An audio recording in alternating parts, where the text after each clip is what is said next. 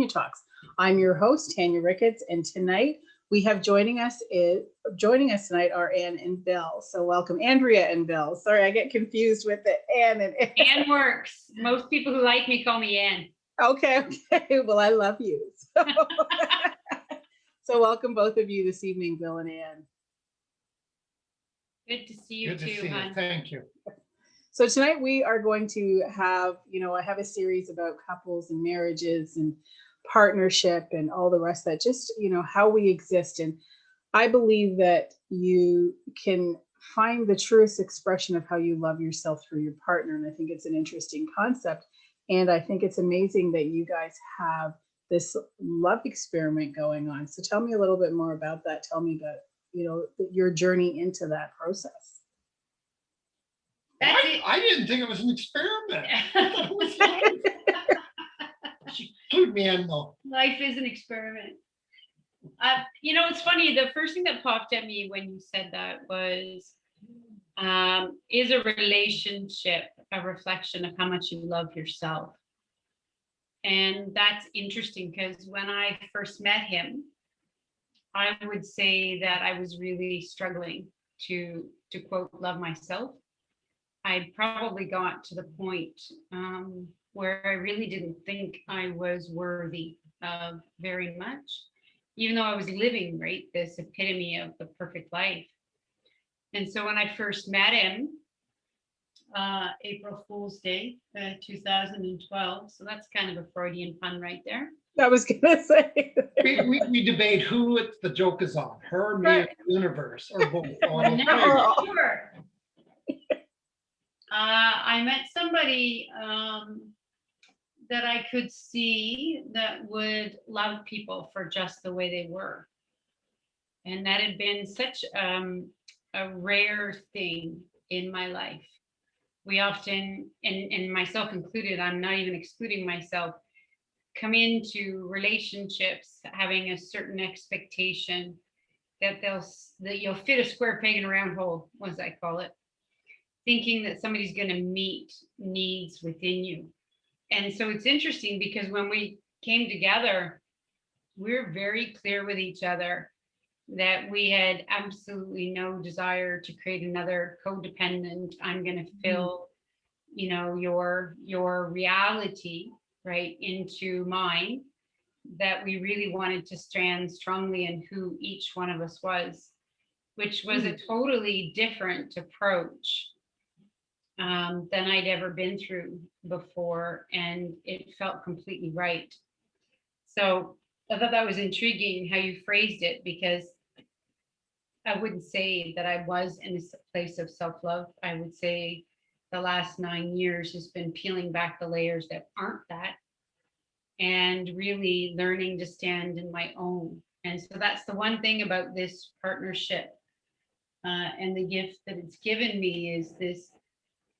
And when I look at relationships, this capacity to stand in your own and give somebody else that space to find whatever self-love and love is for them is probably the largest gift we could ever give each other in a relationship that one might never expect.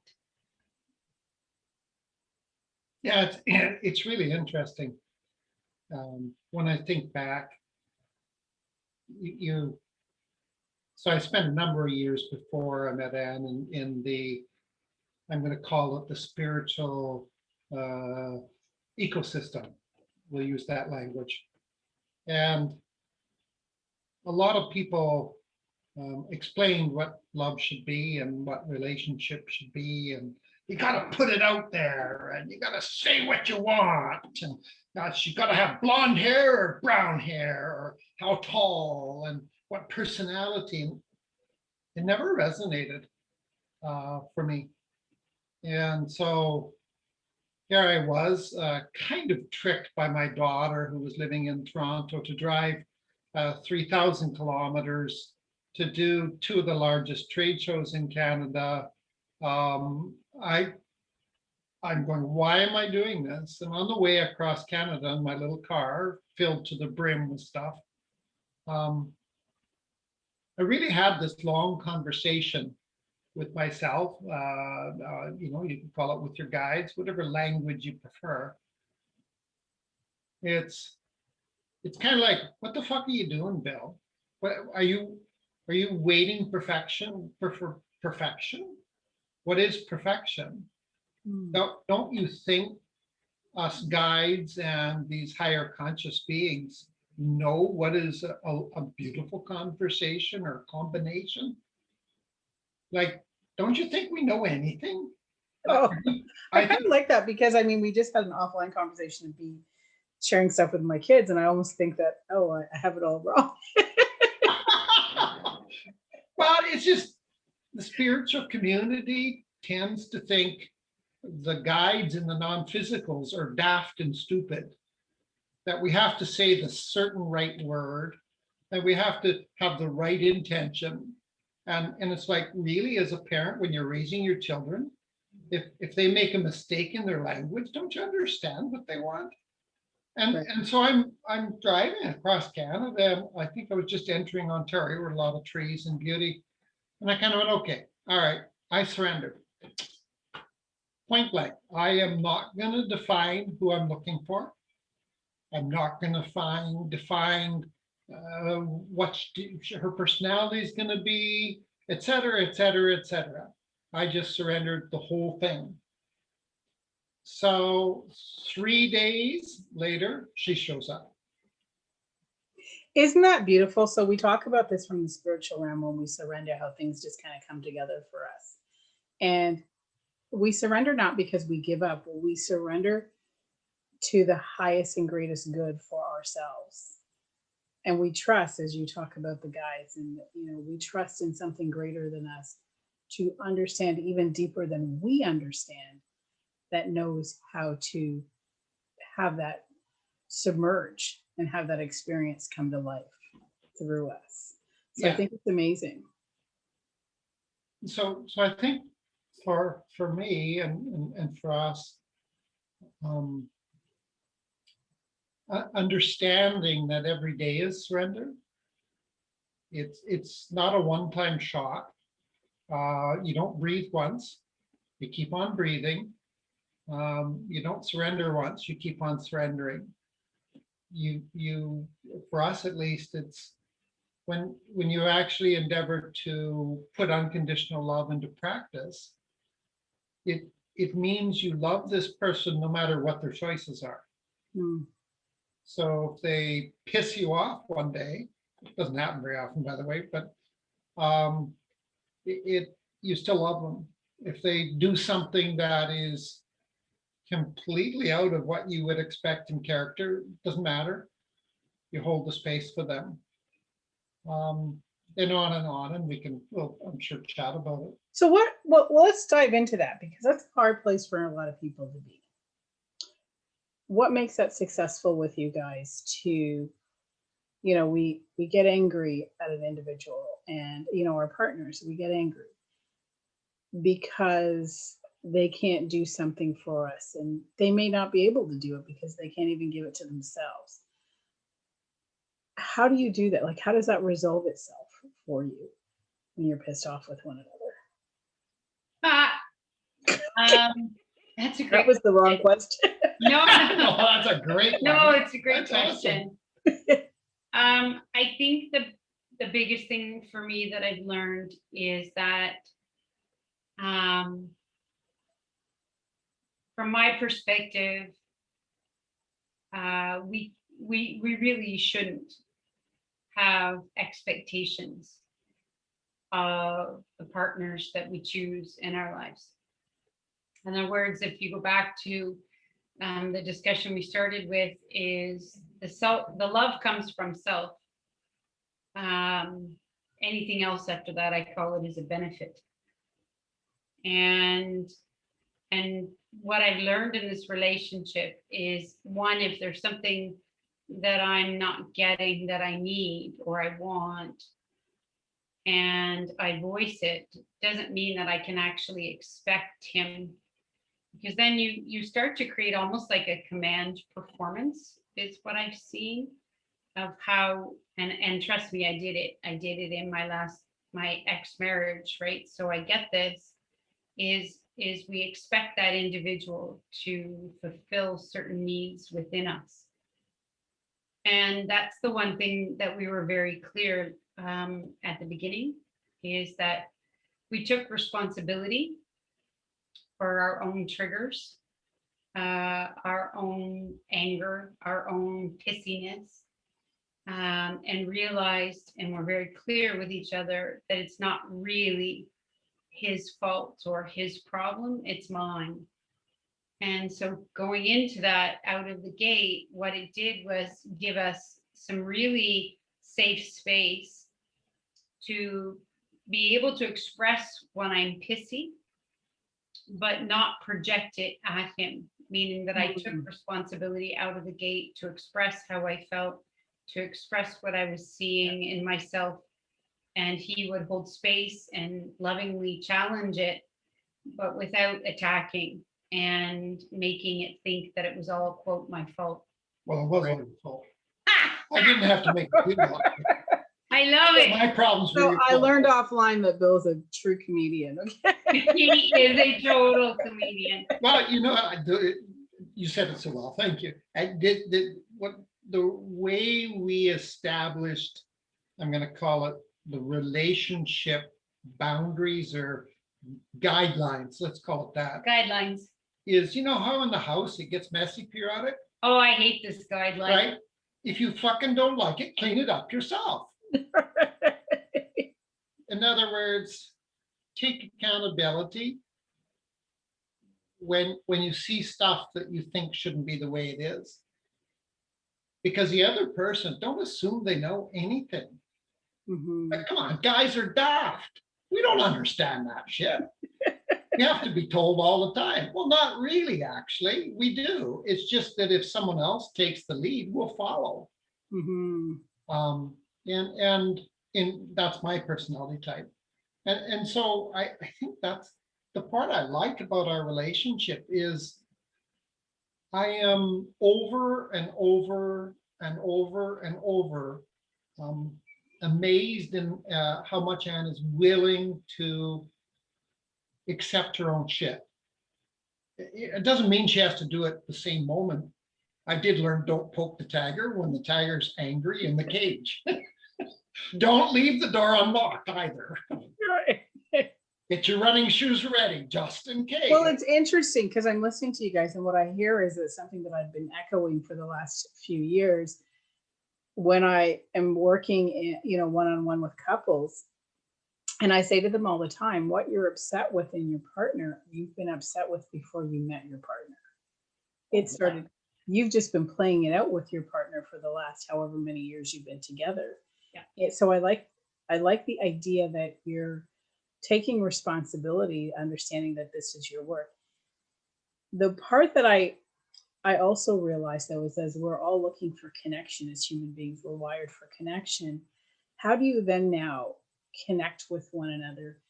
Because I'm listening to it and it sounds great because there's a level of responsibility, there's a level of, there's no expectation, there's a creating space. How does that tie in now to the connection and the unconditional love aspect of it? Oh, that's a great question.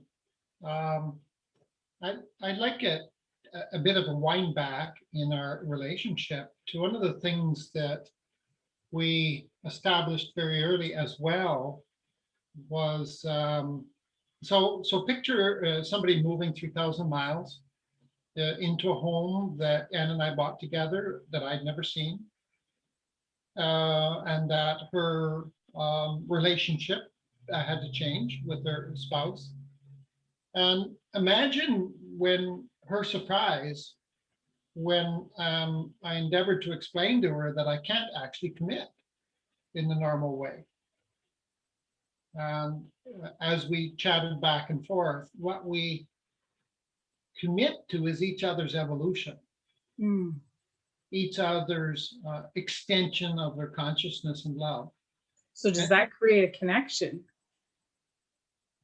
An off the charts Off connection. the charts. Okay, if you guys are comfortable with it, explain that process, because I think that when I listen to that, because I'm a person of evolution, I love, I'm a human explorer, so I love to dive into people's souls. What does that look like in a relationship when we talk about being committed to an individual's evolution? Because I think that that's important. I think that when we partner up together, we partner up to help each other become our greater selves. Yeah. We're that Absolutely. we're that support, we're that cheerleader, we're that motivator to see what's possible in each other that's true and in alignment with the truth of our soul. And then through that, we get to have this explosive experience together. Explain what that looks like in your world. I think in our world, the first rule of thumb became 100% transparency and vulnerability. So, in other words, no hiding. So So, your relationship was built on truth, authenticity, and openness. always, To, always. to the point, she's the first one to know if I look at a woman and go, oh my God. It's like, and I'm being a little superficial there, but Oh, but I people aren't mean, even willing there. It's right? like, There's still a lot of eye candy out there. Okay. I think we'd be dead if that wasn't the case, right? Yeah. So, It doesn't mean you're going for them. It just means right. you're serving the eye candy. But even with that regard, it's being able to have open conversations, right? About who or what you're attracted to or why you're attracted to certain things, and being open to unique forms of relationships. Because when we first met, what I saw in him was a huge capacity to love. And he had been on his own for 3 years, working with individuals one-on-one with the sound technology that we share. And part of the power of those sessions was his capacity to break down the barriers that we often carry to get people to realize they can love again, right? And so now comes along this relationship, and he was scared, and I believe that he would somehow have to stop loving people. oh yeah, very much so. And so it's interesting because we get into this relationships, and somehow, hence the love experiment, we think that because we're now in a relationship with one being, that we're not allowed to love others. And I'm not talking about sexuality here per No. se, Right. right? I'm talking about our capacity to connect. And so from my perspective, to think that we're going to get that connection off only one being is naive. And it's almost scarce. It's a scarcity. It is coming from the spectrum of scarcity. Completely. Scarcity, lack, and control. Mm-hmm. And so that it took us a little bit to, I mean, both of us were up for the ride, but to be very, very clear. But what's intriguing in that comes a deeper level of connection. Mm-hmm. When you're actually willing to be transparent, real, and vulnerable, that's where our greatest growth came from. And because we've got this very unique, quirky type relationship, don't get me wrong, it was uncomfortable at times. Of course. But in the discomfort came the greatest connection and the greatest realization and capacity to see yourself differently. And I've seen that with others, right? It's not just us, but within this relationship. And that part I would never have traded for the world. Yeah. Well, it's interesting because we're designed as a society that, yes, you get together with your partner and that's it. It closes off your ability to love anything outside of that part. And we are taught now to close ourselves off even further. So you are correct, where we understand that vulnerability actually is a gateway to connection. So we wonder why, as human beings, it's like a double-edged sword we're living. We're confused. Our cells of our body, the vibrations, the energy, everything is confused because there's all these mixed messages. Love unconditionally, love like this. I have the capacity to love, but yet close it off in this way. Yeah. One of the, as Anne was saying, when I was working with people, really, I would say my main gift is to love people. Now, when you actually love someone and sit in their presence and love them and to that depth, what I find happens is it often brings about their own triggers. Mm, Now, especially because we through the process, mostly women. And I found it really interesting that I would sit in a chair opposite the person and go through a sound session, etc. And literally just sitting there and sharing the energy of love would often bring out woman's insecurities, or a person's men as well, their insecurities related to love. And then they would start projecting them, thinking that for some reason I was trying to take advantage, as an example. No, no, that's just a person's insecurities. And so when you enter into a relationship, it does take a real deep level of commitment to each other's evolution. It's got to be for us. It was beyond a normal love. I'm going to tell one simple little story. She might kick me underneath here. I'll tell you, if I get a bruise from this show, it's all your fault. that's all my fault, right? Yeah, exactly. Okay. Don't accept that responsibility. I was gonna say I take no responsibility. No. So think in your own relationship, okay, or relationships you've had. Imagine if your partner sat down with you, or in our case, we're driving into a parking lot, and said, I don't know what story yet, so we're waiting. Okay, we're waiting. We're Parking lot, because we have a lot of stories, so. so imagine if she looks at you, or he looks at you and says, I think I love this other person more than I love you. Oh, I know what you're talking about. Like, think about that for a second. What would be your response? Like, it's like, you fucker. Like, what's yeah, I going think on, as human right? beings, we're crushed, we're hurt. Yes, Right. we're Well- I don't want to say disappointed. I don't, because the word disappointed, it's more that sense of rejection, that sense of inadequacy, that sense of I'm not enough. So if you were really living in unconditional love dedicated to your partner's evolution, what intellectually or heartfelt should be the response? Congratulations! Oh my God, that's Right. fantastic! I don't know. I gotta process that. I got hot for a second. Being triggered on my own show. Sorry about that. No, He's really good at it. This is real talk, real people, real issues, real events. This is great. This is what growth is, right? You see, I guess for me, my response was similar to what I just said. I had to take a deep breath. So there was a little pause. And then there was like, congratulations. Because I really felt that way. Because the love that we have for each other and how we coexist in it was off the charts.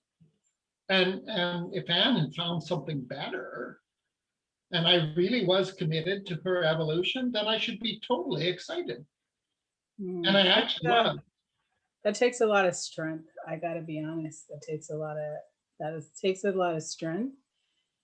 It takes a lot of, I think it's courageous and brave, actually. Because in that moment, what I feel is that the love will come back to you greater. Because you weren't holding yourself back or the individual back or working to hold somebody back in front of you. It was that level of freedom. Ooh, that's a big one. See, to me, that's an example of unconditional love. Instead of, wait a second, we're in this relationship. What are you doing? You're all mine. And intellectually, and you're right. So to the secondary portion of it, that's the feeling, and it's just they own insecurity. Intellectually, it all makes sense. But if there's no coherence to that intellectual, like, yeah, in theory, we're happy. Congratulations. If I'm really committed to your evolution, absolutely. That's an intellectual. Now let it connect to the heart. I welcome anybody to write in on that. Okay. It's a Lulu. We used to say to each other that That's a favorite clothes I like on her, Lulu. So, Okay. right, go ahead. We used to say that. we used to say that we had a great late relationship, and if something better came along, then why wouldn't we welcome it for each other? Because if it only got better from here. And I think what I've witnessed over time is we don't give ourselves permission to grow, either inside a relationship or outside of a relationship. And it stifles the energy, right, of our own journey, of our growth, or the connection between us. And I'm not talking intellectual here in our case, although I understand completely what you're saying. I've had a chance to witness that and experience that, and likely will never stop until the day I die with him. Simply because we've had a lot of fun with others, challenging the paradigms and the paradoxes of existing relationship. You know, I came from multiple divorces, and I often wonder that if the biggest problem we're having is that we really do believe that it is a death do us part type of relationship. And I think that's what stifles our ability to grow. Well, listening to you, I'm almost like, to the two of you, this is actually what comes about. And I have a little bit of a different feeling on the inside as I listen to you guys. It's almost like, because there's no resistance in the relationship from that aspect, it's almost like it's more likely to be successful to the death do us part. Agreed. Yes. 100%. Can you imagine Mike joking with you before that I was going to propose to you on Oh yes, live? offline Bill was going to propose to me. And I said, but imagine if Anne said, yeah, oh, that's fantastic. Well, so this is great. So it's about, for us, I think it's about truly being excited in the other person's journey, and not endeavoring to put restrictive covenants around them. Not blaming them for our own shit, because if we're insecure, it's not their problem. Buck stops here. If I'm feeling that I need her to fulfill me, then maybe I'm not quite coherent. Maybe I got to relook at who I am and what stories I'm playing out. If I'm not comfortable, I'm going to use with a period of time of non-sexuality.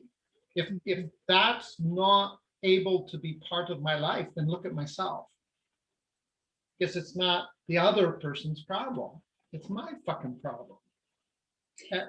It really, when I listen to you guys, it really also brings together the idea that we are nature. And we're allowing the natural process of our naturistic bodies. You two have really captured it through this relationship to allow, not suppress. Very good. Yeah, I love that playback. Agree. Yeah, and I take it one step. That's a beautiful, to allow, but also support whatever the other person's decision is. It's not like, your decision hurt me, woe is me, you always do that to me, you're such a horrible person, why don't you think of anybody other than you, blah, blah, blah, blah, blah, right? That's what happens if we just really support that decision. And it's amazing when you do that, you can actually get excited about the person's decision. It's like, oh my God, that's fantastic. Okay, I don't even have to say, where do I fit in? Because you know what? I'm willing to surrender. So I got to ask this piece of it.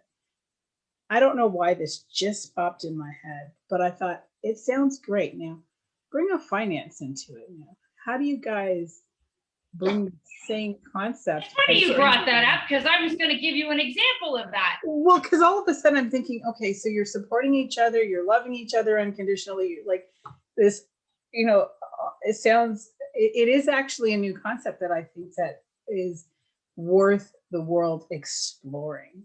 As I listen to this today on Tanya Talks, it's worth exploring. Now, how do finances tie into something like this? So I'll give you a different example of that outside of this relationship to show you the That contrast. contrast, yes. Yeah. So in my previous marriage,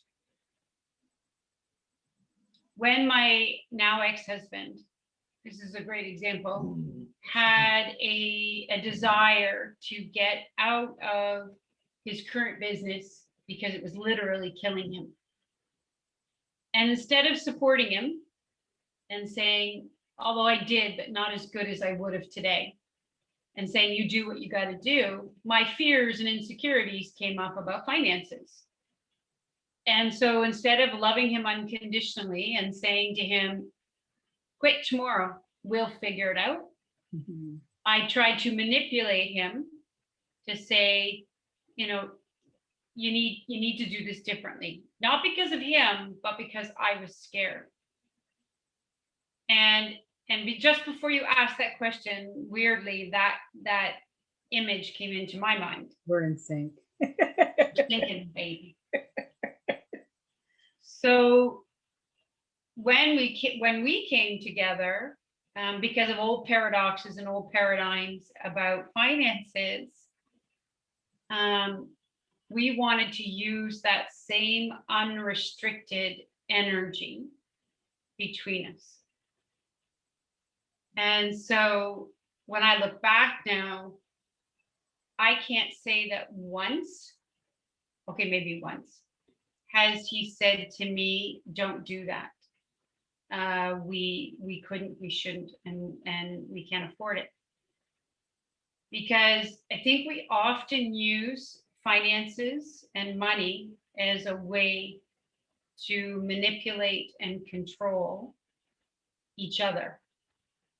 And I know it because I see it in all kinds of relationships right now, especially where there's a male-female dependency or codependency in finances. But what was interesting is we came into this relationship, I'm going to say equally charged, meaning that I had a strong business and finance background. He had been leading the charge, and I'm sure he'll have lots to say on this. But what's interesting is what I've observed is we just use money, not just in relationships, but in probably all aspects of our lives, right? To limit and use that as an excuse when we're not facing our fears. Again, not having those open and vulnerable conversations about what we're comfortable with and not comfortable with. So if you use my ex-husband as an example, the more adult conversation would have been, I would really like to support you in this change, but that scares the shit out of me because I've become quite comfortable in our financial situation and I don't know if I can do that. Instead, I wasn't transparent. And so when we get back to transparency and vulnerability and being, equally open, the same goes for finances. It doesn't change anything, but we're so used to using finance, even in our own lives, to manipulate and control the decisions we even want to make personally, because we'll often want to go for something and then we'll see the price tag and then we'll go, oh, no, we can't do it. Right. Right. So finances to me is no different than unconditional love. It's about letting it flow. And I've seen times where he's been unsure. Oh, yeah. Look, she's trying to trigger me right in front of me. Oh, yeah. You ain't working, honey. Because he'd look at me and go, you're fucking nuts. And I would say, I have this inner sense that this is what we need to do. And this is what we need to, and he'd have to surrender. And so I think finances is absolutely one of the greatest capacities to grow when we're willing to be real in a relationship. But I think that in addition to that, I think finances has very much to do with your fundamental belief in reality. Are you in a world of abundance? Is there enough? Or is there never enough and you're never going to be abundant? So the reason I contrast it that way is it's when we came together, Our finances, you can't tell what is what. It's all together. And if I'm dedicating my life to her evolution and she's dedicating her life to my evolution, when you apply this even to the spectrum of finance and money, and you're willing to surrender and live in unconditional love, how can I challenge a decision she's feeling strong about? Because it really doesn't become about the money at that moment. Because money's Correct. just energy, right? So it's just the energy that's associated and attached to that.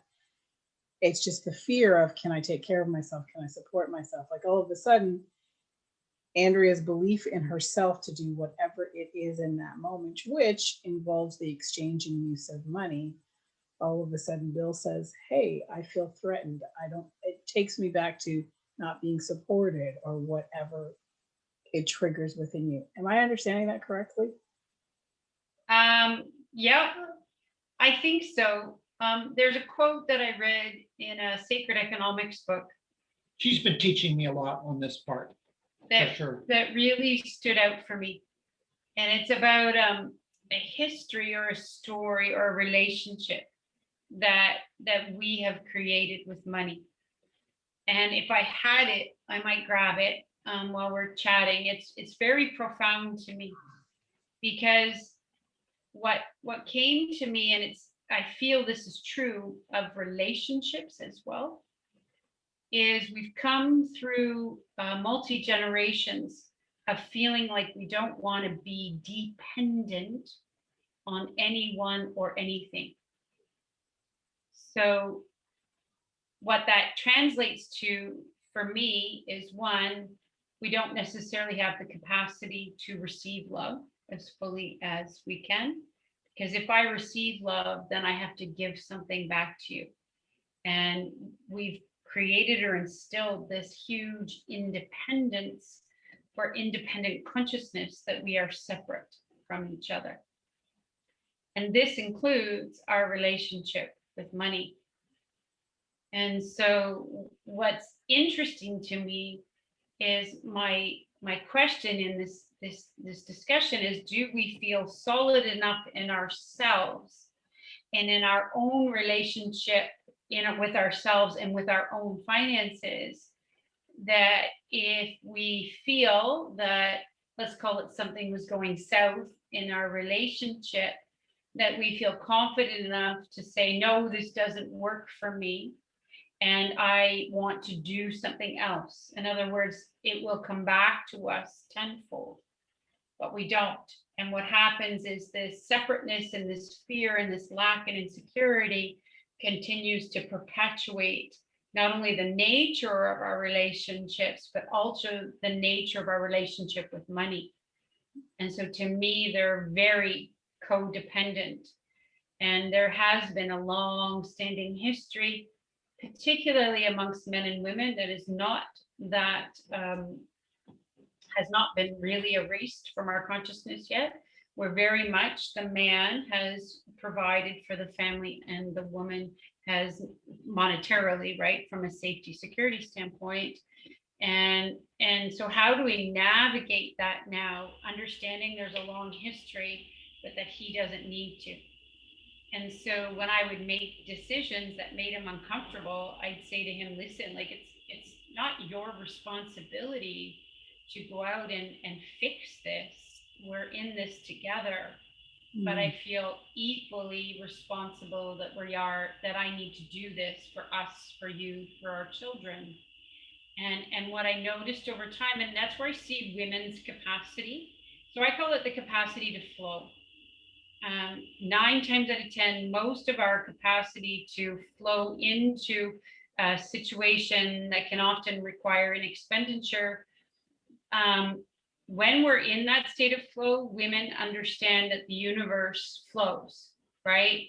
If I put my energy through money or through something in there, that it will come back, and it will come back around when I need it to. And so that was part of when we came together. The one thing that was really intriguing is I'd always operated this way. I went from 6 digits to 0, and don't get me wrong, it created a huge amount of anxiety. It took me about a year and a half to adjust and acclimatize to that. But what I witnessed was, just like in our relationship of unconditional love, that same energy can also exist in our relationship with finances. And when you can operate from that existence of trust and surrender in all aspects, then comes, just like you said, this more deeply connected, vulnerable relationship, to realize that you're always going to be okay. You're always provided for. I had to breathe that in. Beg your pardon? I had to breathe that in for a minute. Yeah, no, I totally, yeah, that's an interesting one, because in some of the studies that I've been doing around money and finances have been so bastardized within our systems and our economic systems, that it is absolutely a very real pressure point that can be extremely hard to navigate, especially. Sorry, go on, to navigate, especially. Yeah, especially when you're learning to flow and surrender and trust, and maybe your partner's not. So do you guys teach a course on this? I think everybody should sign up. Yeah, so interestingly, I have been hosting workshops and discussions, and really trying to build awareness about what I would call flow economics. And where can they sign up for, where can they sign up? Yeah, that's a great question. So I would go to meetannandbill.ca. And in there, you'll see a link for courses. You won't see any dates in the moment. I'm about to set another 2 to 3. But interestingly, I may start also hosting them on Meetup. In other words, really diving into this sacredness of our relationships with each other and with money. And do you work with people one-on-one? So mostly I do it in groups. Interestingly, it's a bit of a preference, simply because I really do feel that when people are willing to come together from a place of love and trust, and we have a capacity to learn from each other and grow exponentially. I've hosted, I don't know, I'm losing track, but let's say 5 or 6 since last November. And what I'm seeing is this huge capacity to flow into life differently, and look at this space of flow economics quite differently. And I've got enough knowledge to be dangerous, not completely, but my background is in commerce and economics. So it's quite interestingly becoming a merger between what I would call science and spirituality, because there really is an art to this, being able to really dive into a place of trust and recognizing some of the triggers, right, that have existed and have been implanted for centuries into our consciousness that we're up against right now. Mm-hmm.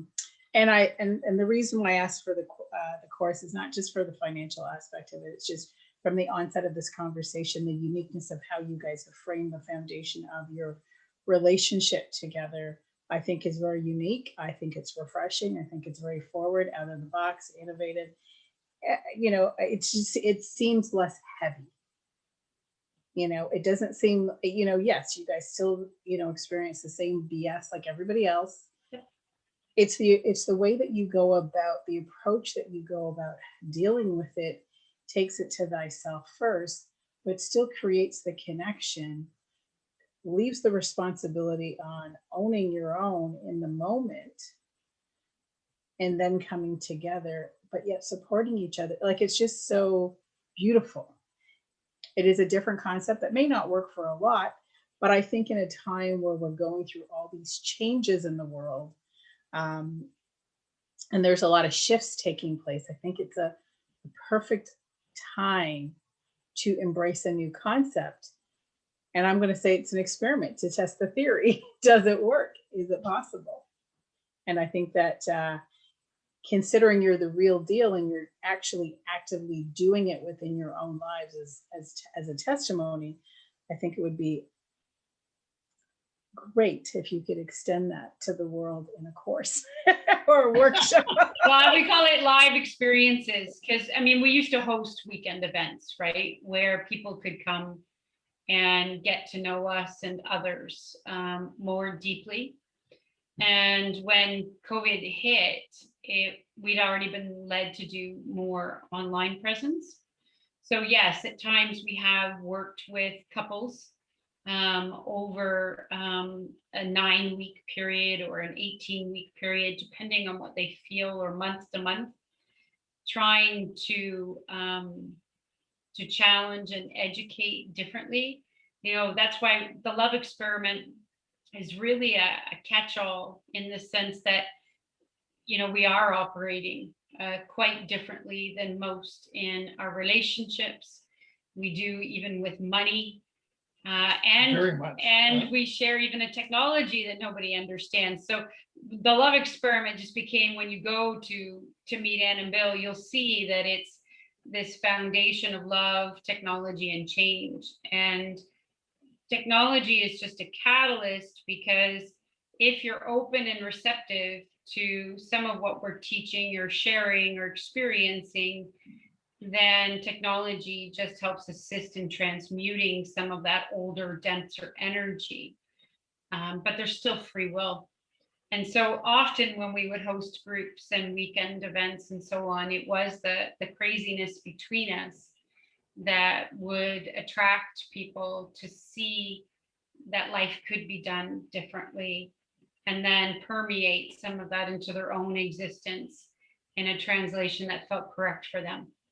In other words, it's never been Ann and Bill trying to say that what we're doing We don't know. is the be all and the end all, but we certainly have a unique capacity to challenge people to think differently. That is true.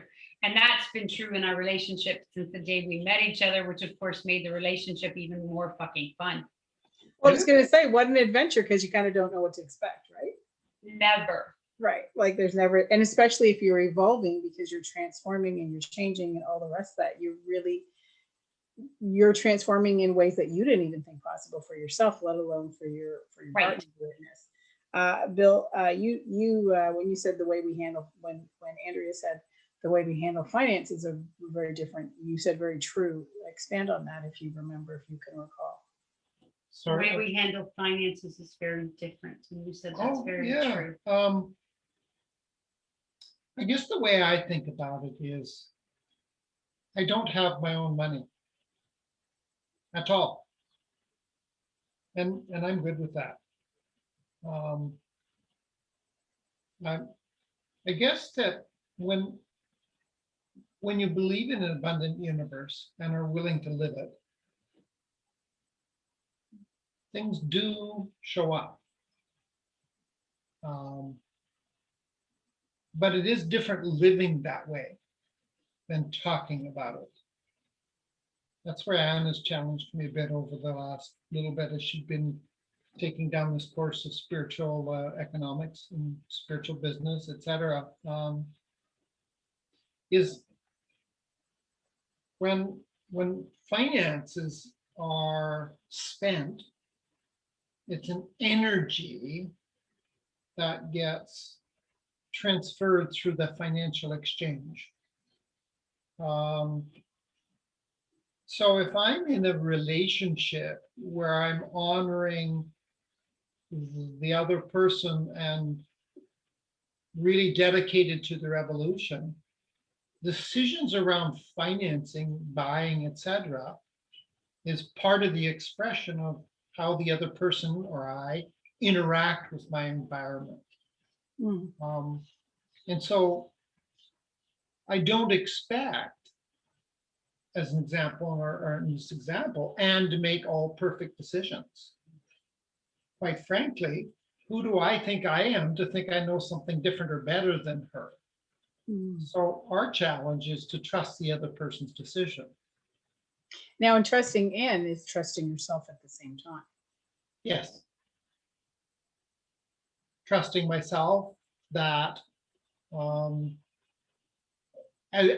it comes back into that whole relationship model we spoke of. If it's dirty and it's bothering you, fucking clean it up. So if she's or I'm spending money feeling that I'm doing the right thing to do, if the other person or if I'm bothered by it, then it's my job to tell her. Not her job to be constantly thinking and asking, is it okay? Is it okay? I'll tell you. And I think What happens understanding, in that situation? So you what? say it's not okay. The other one thinks it's okay. How do we resolve that conflict? Now that's a real couples issue. One feels strongly that it's okay, and one's like, hell no, it's Ever had that happen? that's an everyday occurrence in everybody's home. Yeah, that's a great question. I think that comes down to control. And so ultimately, if I feel really strongly and he doesn't, and we've had a conversation and I still feel, in my viewpoint, he has absolutely no right to stop me. And so that still comes down to unconditional love. Doesn't mean you don't have the conversation, but in that capacity, I don't believe that when we come together, that the money that exists between us is his or mine. It's ours. Yeah. But So I can we determine this now? Because this is like, I think that this will help a lot of, I'm going to say primarily women, like, no, women and men. In relationships, finances are a big thing. Yep. A woman feels warranted to buy that purse. Husband says, no, we can't afford it. She's like, well, I need to feel good. I need to, those are real women, they're fulfilling a need. They're doing the work, but they're not as deep as you guys are. How do we resolve that? How do we get to how does that get resolved? It's a simple purse. A purse is just a vehicle, Yeah, but it is the control. my crazy opinion is that we actually don't have the right to tell each other no. Now that Right. may seem a little extreme to some people, and I understand that from a perception, but if you really ask that individual why they're saying no, it's never about the finances. It's exactly about control. And it's about, What if they feel that they really can't afford it and they're already in a financially compromised position? I've coached a lot of people over the years. Well, you know what? I don't think, I think if we're searching for one answer, right. it's not So possible. unique. Okay, so fair enough. So every So- situation is uniquely. Sure, there's processed. different situations. Okay. I think if let's go crazy, Anne was going to go and invest 75% of everything we own in Bitcoin right now. Well, two things would occur based on our patterns, is we would have lots of conversations, sharing the why and the passions. And if her passion was to do that, then my role is to support that. And So it's I not get about giving permission. It's not mine to give or take. It's a finances that is ours together. And I think the key to it, what makes it successful for you guys, I brought up the purse. I'm a lover for purse. So anybody that knows me, it's not me. Okay. I just use the purse as a vehicle because I love purses. I think that what I've heard in this entire conversation today is your ability to have open discussions. Like you guys are talking it through until there seems to be a peace within the soul from either of you before you guys actually move forward. So it's not like you're playing stubborn and controlling the situation. It's the ability in the moment when you talk about holding space to either A, have the discussion, to know when to pull back, and then to have the conversation moving forward. Am I understanding that correctly? Yep. And I think I'm trying to come up with examples of when she's, oh, by the way, I spent $500. Like, and I know they've happened, but they just become so irrelevant. I just don't hold them in my thoughts anymore. It's like if she's thought it through, okay. Well, Let's because get on I with think things, in a right? true relationship, you either fully trust or you don't. Yes. But there's also a trust in yourself that you can. So this is the other piece, is trusting in yourself. And I know I struggled with this for many years myself, not in my relationship necessarily, but just my relationship with myself, was believing that I could take care of myself. Absolutely. 100% agree. I think that's what I was trying to allude to when we talk about manipulating through finances is what, especially in women, can we actually trust in ourselves to not be dependent on the man and actually earn and create the flow to create the desired outcome that we're truly wanting to create. Right. And that absolutely takes trust in oneself. And often we can transpose that into the other partner because we're not really willing to trust that we can actually do this for ourselves. And I can say that I have been guilty of that out of my own fear. So it creates a rift because it's like, well, why aren't it's we have 2 minutes. We can have a whole other conversation for a whole other hour. But About- that's a great way, hun. Yes, because all of a sudden, but we're going to save that for your course. I want everybody out there to sign up for your courses. And I think we don't need to break that down on Tanya Talks. We need to sign up for your course and have people open up those barriers, especially women, on how they can learn how to trust themselves. Absolutely. To have flow. So you guys have to go to Meet Ann and A&D, Meet Ann and Bill. I'll put it in the description. It'll be uploaded next week. I'll put it in the description for you guys to go there. And hopefully by then Ann and Bill have their course uploaded as well that you guys can go to, because I think it would be phenomenal for everybody to experience and start the work, not experience. It's really to start that work, especially with the times that are changing. There's a lot of uncertainties, and you definitely have the spiritual and the scientific backing. And I'd like people to get to know about your technology as well through that. And really, you guys are, you're helping us. So what can we say? Any last tips on love that you guys can share? Personally, Yeah. can I say something first? Yep. Yeah. Love everybody, period. Choose your actions based on as if you're in a play and you have one person you act a certain way and another one a certain way, but you love them all the same. Love is never part of something withheld from anyone. Mm-hmm. Your actions may be withheld from people, but not love. Mm-hmm. And if what we're sharing really intrigues you, then join the conversation, right? Mm-hmm. Reach out. I don't bite, I promise. I do. He does. We did tell you that he has a sense of humor. Absolutely the twisted part I love. And come join the ride and let's see where it takes us all. All right. Well, thank you guys again for joining us this evening. This is really eye-opening on many levels. Things I know about from behind the scenes, but haven't had the opportunity to have a conversation on Tanya Talks in this way. So I really appreciate it was very refreshing. It's just the conversations I'm used to having offline. So I'm glad that now I got to have it online.